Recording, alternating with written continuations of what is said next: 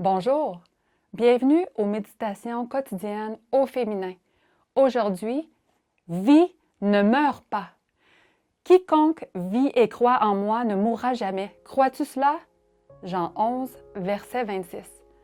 Dans une école primaire, l'institutrice expliquait la théorie de l'évolution et cherchait à convaincre les élèves que la Terre n'avait pas été créée par un Dieu. Elle demanda à l'un d'eux de sortir un moment dans la cour et de revenir avec un rapport de ce qu'il avait vu.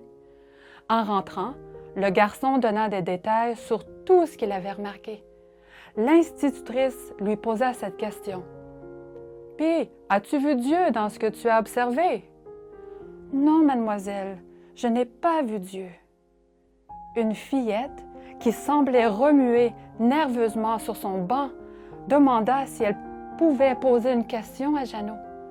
Comme si elle n'avait pas entendu ce qui précédait, elle demanda à son camarade.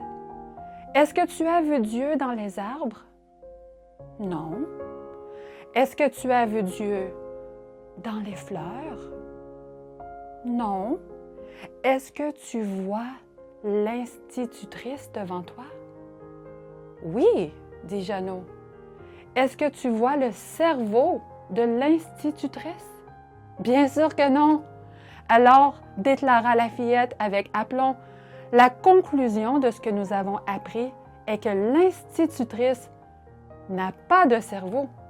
Le verset d'aujourd'hui commence par ces mots. « Quiconque vit et croit en moi. » Il est intéressant de souligner que tous les êtres vivants ne croient pas en Jésus. Nous sommes tous ces créatures.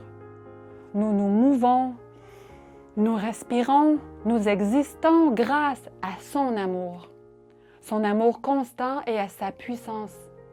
Cependant, certains préfèrent effacer la main invisible d'un Dieu visible dans chaque chose qu'il a créée. Un universitaire cherchait à démontrer à son professeur de sciences que la galaxie à laquelle appartient la Terre avait pour origine des explosions survenues il y a des millions d'années. L'étudiant prit une truelle et avec des produits chimiques, il reproduit ce qu'il croyait avoir été l'explosion primitive. Fier de sa réussite, il attendit la réponse du professeur. Ce dernier, posément, lui dit « Tout cela est vraiment étonnant.